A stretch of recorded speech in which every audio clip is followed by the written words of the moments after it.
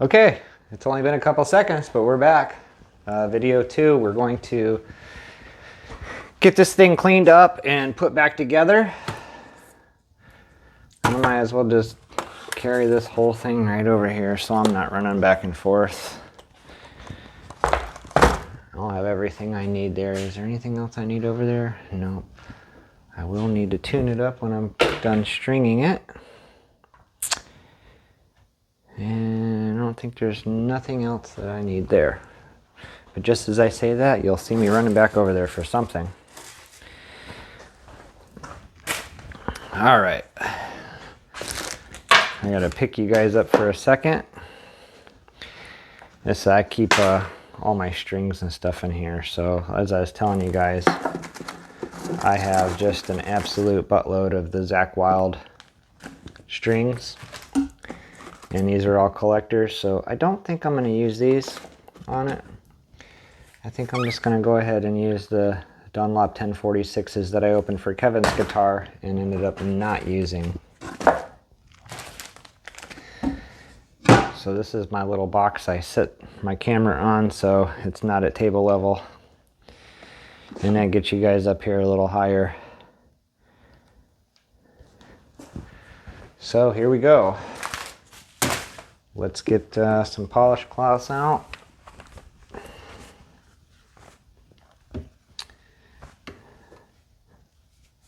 Alright, so I always use the Dunlop polish cloths.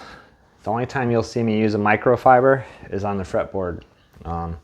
Even though these are soft, they'll still scratch your guitar. So just FYI, if you're using microfibers, you're basically like sanding it with 2000 grit or maybe even heavier every time you use this. So make sure you use a Dunlop or an equivalent. There's another Dunlop there, that's the 65 premium one. Just always use something really soft on your guitar, even if it is relic or aged. Just try to keep it as nice as you can. Let it age its natural way. So I guess we'll start with the fretboard. I always start with the fretboard. As the first thing I do, I use the fingerboard cleaner prep, the Dunlop 01. And I just spray this down real quick like that. And then I take myself a really soft toothbrush and I just kind of work it around. I don't push hard. All I'm doing is just trying to loosen up any dust, finger grease or anything like that that's next to the frets, and you're not trying to scrub dog crap out of the bottom of your shoe. You're just literally trying to loosen up all the funk on the fretboard.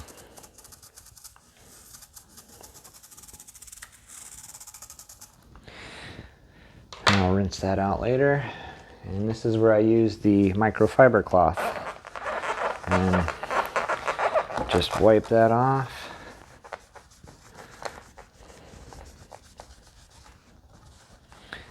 Wasn't that dirty. Or at least the rosewood fretboard, they bleed a lot out, so I'm not sure what this is. I think it's Rich Light. Like I said, I'll have to go back and check. I don't think I'm going to put the conditioner on it yet. I'll do that right before I string it up. So let's go ahead and get to cleaning it now. I use the Formula 65 guitar polish and cleaner for the first step on it.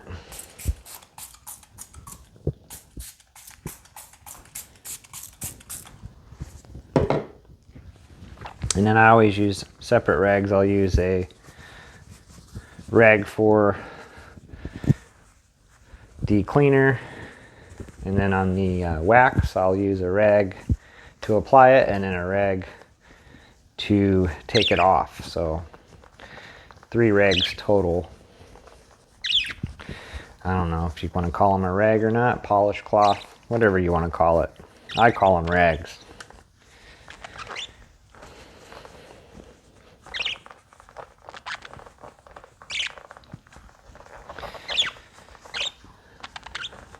This one's not too bad, but it's going to need a second one.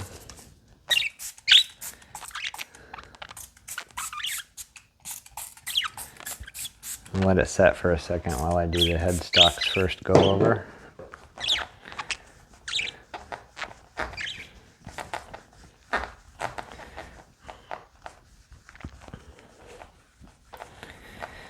Yeah, I'm real happy now to finally get a real Zakk Wylde custom shop.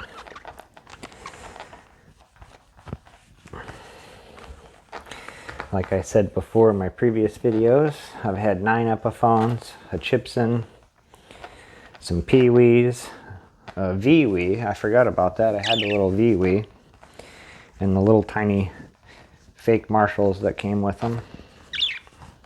Oh, better wipe this off before I flip it over. So yeah, if you watch the unboxing video of this, the video I did just previous to cleaning it up, I unboxed it and took it apart. I was really concerned that it was going to be busted because there was no packing material in the box whatsoever other than 3 small pieces of paper. I was very, very disappointed that somebody would do that. All right. I'm gonna give it a flip over. And we'll hit the back of it, and then we can wax it. I like the stinger that they put on this. It's got like a semi-gloss on the neck itself, while everything else is high gloss painted. I mean, he does that for a nice, fast, smooth neck. Yeah? How much dookie did you guys get on me? When I turn my back to the camera, is it going to be all bird duke? All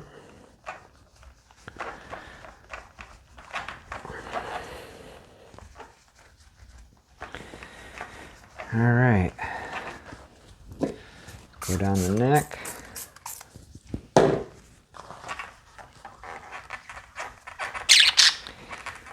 And that spot did come off of the neck. If you look at my unboxing video, there was a black spot here. I was pretty sure it'd come off.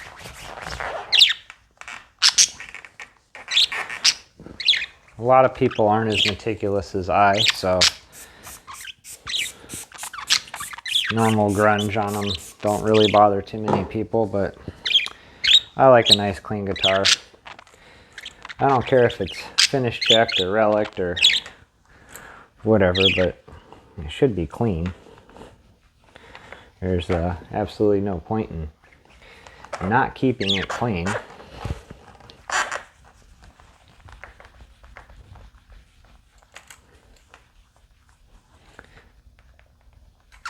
Yeah, everything's coming off.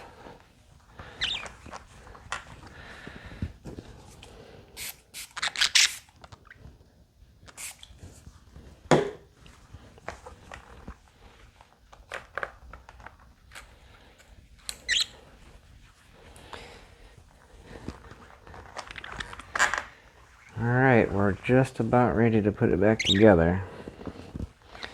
I'm just going to hit it with a little bit of wax first. I'm not going to go too nutty fruitcake. So on really nice brand new guitars, I use the Platinum Deep Clean and the spray wax. This stuff doesn't work really good on really filthy guitars, but it does give a really good shine. On the older guitars, I use this 65 cream Carnauba wax from Dunlop. It works really good too. It's just a lot harder to use because you have to apply it and then... Did I open this one? Maybe that's the problem. Nope, this is a brand new one. Anyways, this one you have to apply it like when you're waxing a car and then use another cloth to remove it. Where is the Platinum spray wax, you just mist it on there and you wipe it down and you're done. It's more like, one of those ceramic waxes you'd get at the parts department that you just spray on your car and wipe off. And again, it works excellent on brand new guitars and really nice finishes that aren't dirty. But when you have something a little older, I like to use this, and I do it pretty liberal, as you can tell. And then usually after I do one good once over with this, then I just keep up with one of the spray waxes, unless it gets really filthy, but I never let them get really filthy. The worst case scenario here is they'll get a little dust on them from hanging on my rack, but I try not to let them hang too long.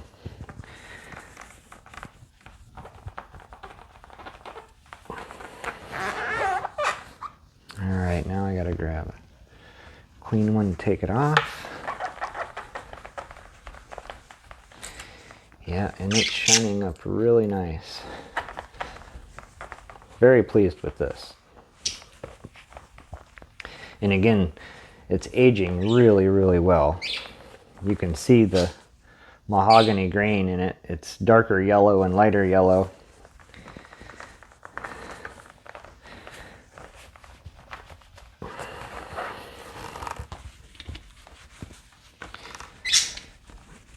There's I think it's a 2004 Gibson custom shop down at Lay's. It's a white one. And you would think it's a Murphy's Lab, but it's actually player's wear. It's actually been used and it got the way that it is. That's another one that I want to get a hold of. Maybe I can work a deal out with him on that. I really wanted to get the Frost Blue 345 to match my Surf Green 345 because they only made 25 green, 25 blue. But I think he sold that. And I'm not a millionaire, so I can't just buy every guitar I want. I gotta pick and choose. And this one here was a no-brainer because they don't make them anymore. They're not gonna make them anymore. And they're only gonna increase in value. Like I said, right now, they're on Reverb for $12,000, $11,000, $10,000 is the cheapest one. I'm not going to disclose how much I got in this one, but I got enough in it, trust me.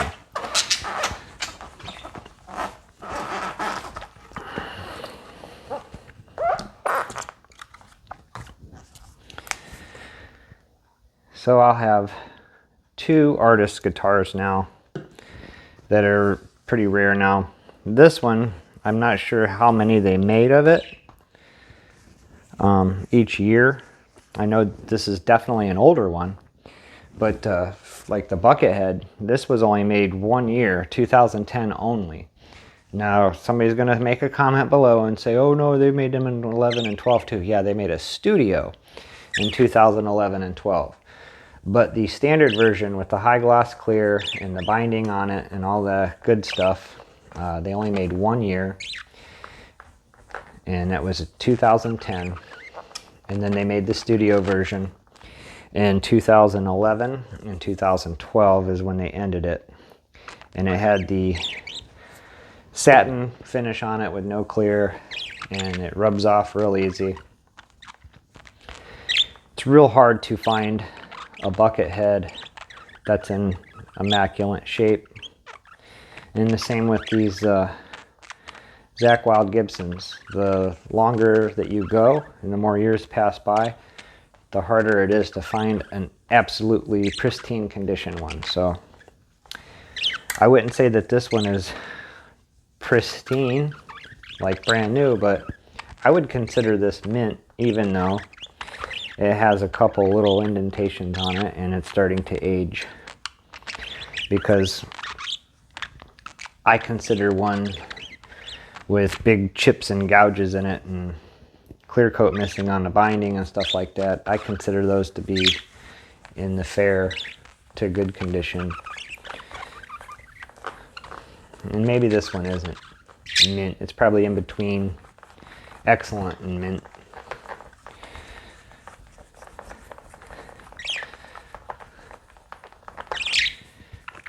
Yeah, I'm extremely pleased with it. Now, the person I bought this off of, he actually used this. He took it to gigs and stuff. So for it not to have buckle rash and worming all over the back of it, that's amazing. So he did take care of it.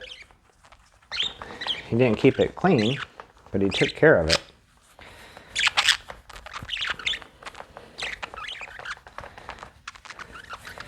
And you know, a lot of people that don't buy and sell guitars, I guess, you know, can't really blame them too much for the packing, but if you don't know how to pack it, you should pay UPS or FedEx to pack it for you, because what would have happened if I got it and it had a broken headstock, and especially if he didn't have insurance on it, is I got this one on eBay, so they would have held his money, returned it to me as soon as he got the guitar back, and then he'd have had a broken guitar.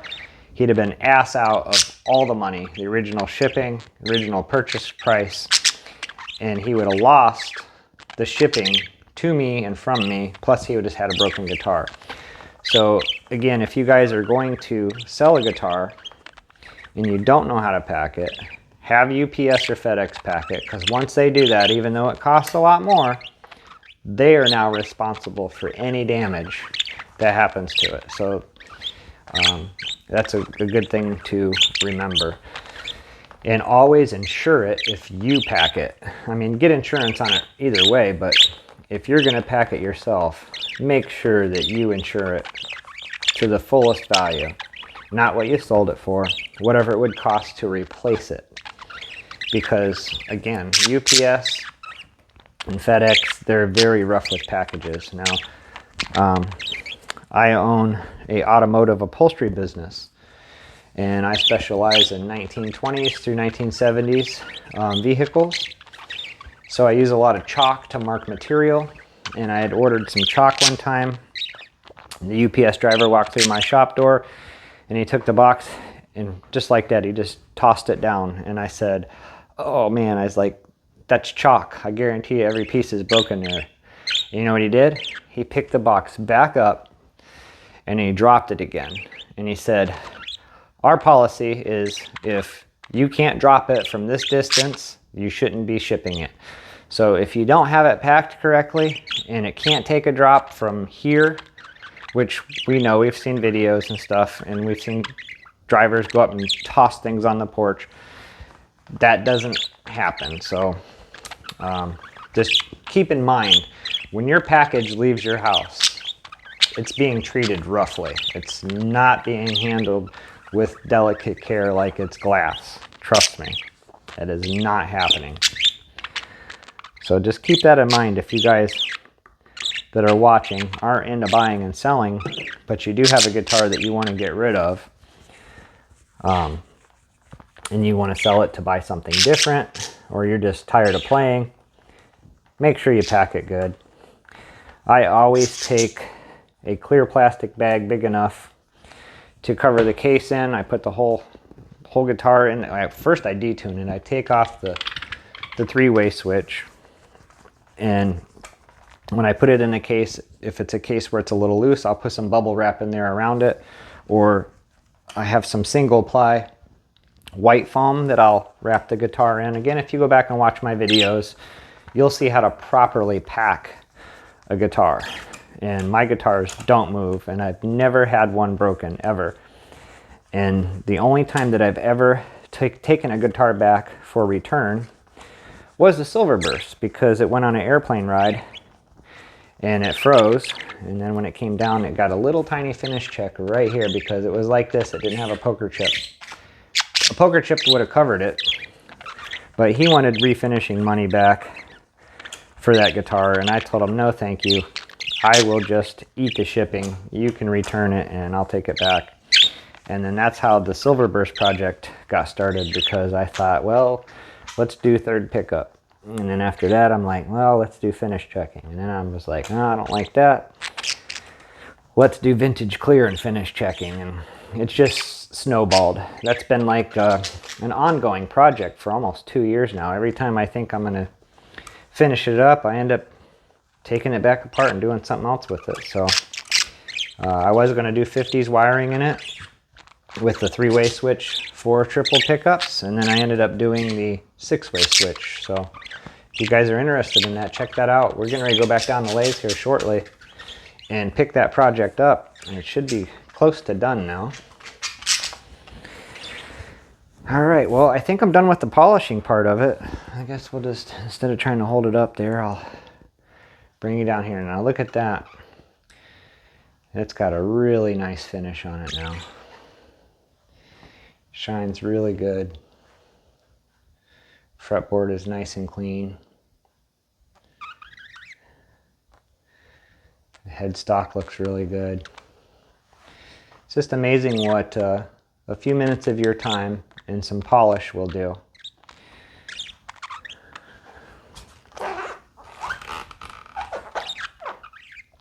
Really nice shine on it now.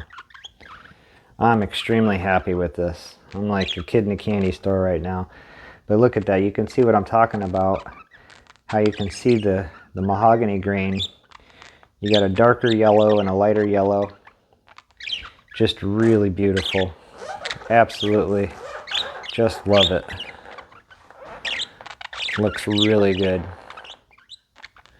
Yeah.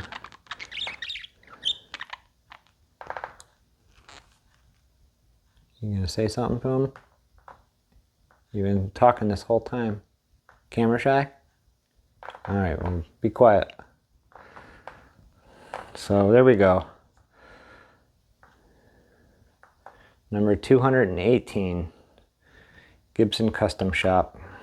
Zakk Wylde. 3-piece maple neck. Mahogany back. Maple cap. EMG 8185s. Alright, well, now it's time to put it back together. Let me get you set here. Alright. So I guess we can go ahead and throw the pickups back in. Now, I hope I plug these back in the right way.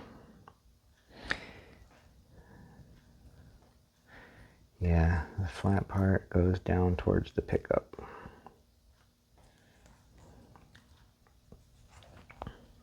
Right? Did I do that right? Yeah.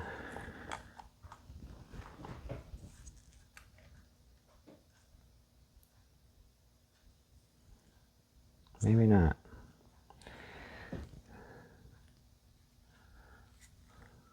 No. That does go the other way.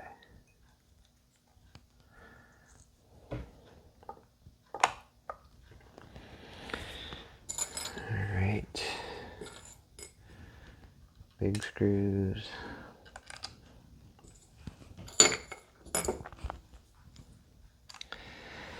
So I'm extremely happy. Finally got one of these. When I first started collecting guitars, I knew way less than I do now, which isn't saying much. And I didn't have Gibson money.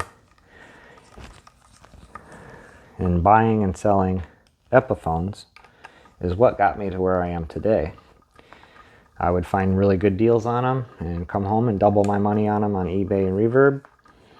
And every time I did that, I would buy a nicer one. Of course, I always looked for really good deals. My rule of thumb was I had to double my money on it.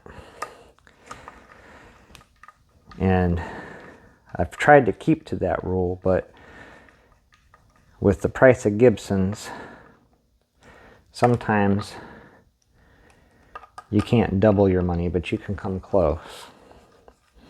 And I'll give you one little hint here. When I sell this one, I will absolutely double my money on this one. So I got lucky.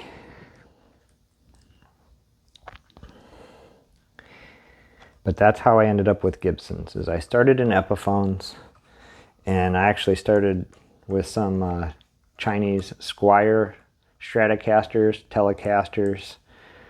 I did a lot of parts casters in the beginning with Mexican ones and Chinese ones.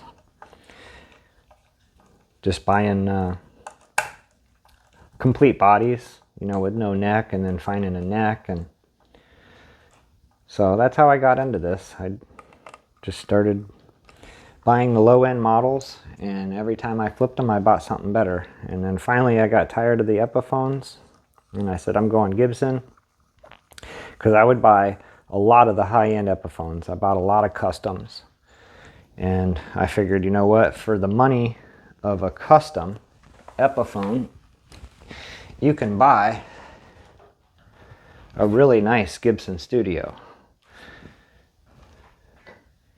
And to be honest with you, I don't even remember what my first Gibson was. It might have been the Buckethead. And I had the Buckethead SG, and I had a 28 scale baritone. I really regret getting rid of that one, because that's another rare one. They only made it 1 year. They made it in pale and blue, black, silver, and the Tequila Sunrise, which is like a burgundy red. So they made it in 4 colors. They made it for 1 year.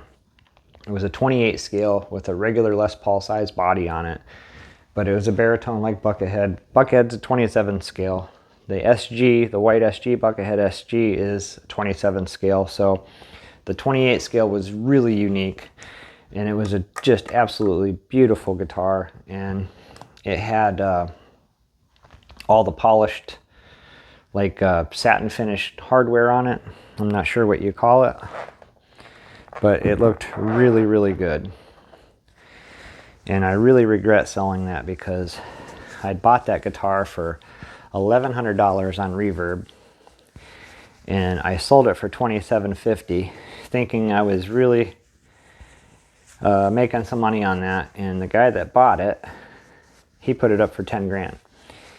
And I don't know if he sold it or not, but I was pretty disappointed, because since then I've only found a couple of them, and they were in the $5,000 and $6,000 range, and they were used. They were very, very used. They had lots of chips and dings and finish cracks, and the one I had was just in absolute immaculate condition. So you're always going to have a couple that you just regret selling. It's just the way it goes when you do this. But when you're buying and selling and you're trying to keep that going, you have to get rid of them. So it is what it is. The nice thing is while you have them, you get to enjoy them. You get to let your friends enjoy them, your family, everybody else that's into guitar stuff. And that's got a little bit of discoloration on it. That's not going to come off, but there's your truss rod cover.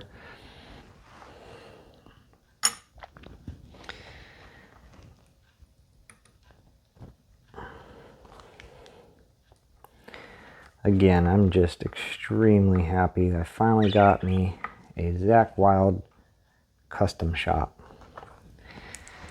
Two of my favorite guitar players, by all means, are Buckethead and Zakk Wylde. So they have one of each hanging here right now. I just can't even begin to explain to you how happy I am, really. I mean, this is awesome. And I'm so glad it didn't get broken shipping, because the packing job on it was just horrendous. It was not up to par. All right.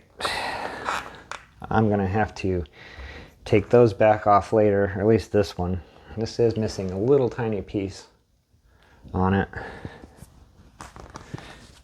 But I don't have my electric clean here. It's at my shop, so I'll have to bring it back home, stuff a paper towel down in there, cover this so I don't get it on the finish, and just give it a couple squirts and get rid of that that white chalkiness. That's normal, and that's how you can tell when you have an old guitar, because it will do that. It'll start to get that corrosion on it. And it's not nothing bad or nothing. That's just what happens. It is not a big deal whatsoever. And as soon as you hit it with a little bit of that electric clean, it just melts right off and it's all good to go. As a matter of fact, I need to get some pot cleaner, because that's what I could use on it too. When you have vintage amps and vintage guitars and you get that scratchy sound, that's what it's from. That white stuff builds up, and it's probably from like condensation, because the guitar gets warm and cold, and it's in a sealed cavity. I don't know that for sure. I'm just guessing. Like I said, I'm no expert on this. This is just a hobby. And that's why I try to stick to just Gibson stuff, because there's so many guitars out there, so many different pickups and brands, and there's a lot to know. So I figure stick to one thing, get to know it good before you move on to something else. And the price of guitars, I'm not saying Gibson's the only one out there that is nice, but if I got to open my wallet and chuck out thousands of dollars, it better say Gibson on the headstock. And if it doesn't, then it should say Fender USA. And I'm just not that impressed with Fenders. I know they're good guitars, and I know Gretsch's are good guitars, and quite a few other ones out there.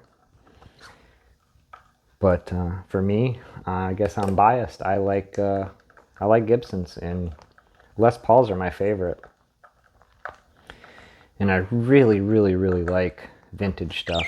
And I can't afford vintage stuff, so I always try to buy something like that right there, the 1960 reissue. Something that is meant to resemble something old, but isn't.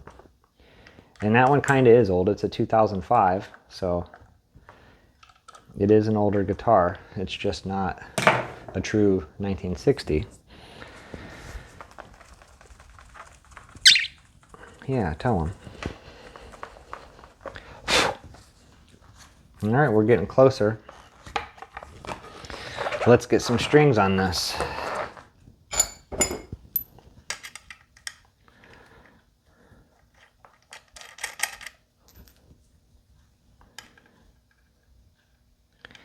And this time, I'm going to put the camera down here so you guys can see how I string this, because I have a technique that I learned off of YouTube that you don't have to get 900 winds around the tuning peg to not have to worry about the string slipping out. So I guess let's go ahead and move you guys down here. We'll take a look at the guitar as we go by. Nice and shiny now, isn't it? Yeah, looks pretty damn good in my opinion. So let's see what we can do here. All right, get these strings open.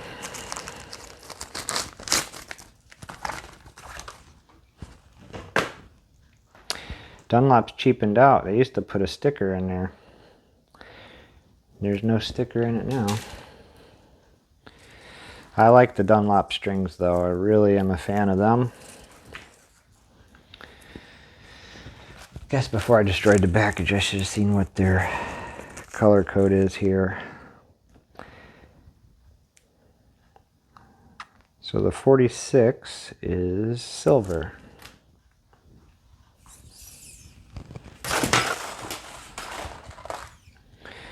That's the other thing too. Dunlop used to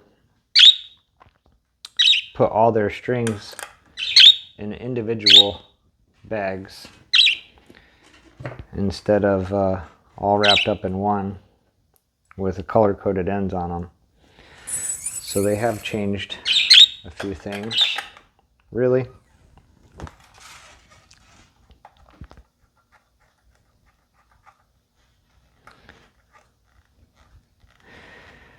I'm sure I'm gonna have to reset all the intonations and stuff on it, but we're just gonna get the strings on it for now. Let me, I should have an easier way of keeping that there. So what I do is I get all my eyelets aimed down the neck. I'm just gonna string one up because I think we're like a half hour into this. And I'm sure people have already lost their patience and left. If not, this is what I do to string up a guitar and lock the string without a locking tuner. So grab the string in front of here. Now when you get up to this one, basically what I do is I'll grab it in front of this one and then come back behind that one. So when you're doing the first one though, grab it right here in front, bring it back to there, and then come up and over to the inside of the headstock. Come back and hold it there. So you see that? Comes out, up and over. Then bend the string up like that. And then when you start to tune it, make sure you get the string down underneath of the one that you just went around and in with. And you'll notice when you come back around, there, you can see this string that's coming through is bear hug now. And it's not gonna let it go because I still have more slack here. And I'm gonna get to do another full wrap.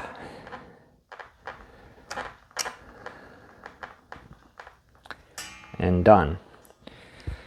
Now you don't have a big giant wad of string on your guitar tuner. Real simple. So just try to remember that. Once you go through, grab it here, come back to here, and then take this part and go over top of the string going through to the inside of the headstock, bend it up, and then tune it and make sure that this goes under the windings the rest of the way.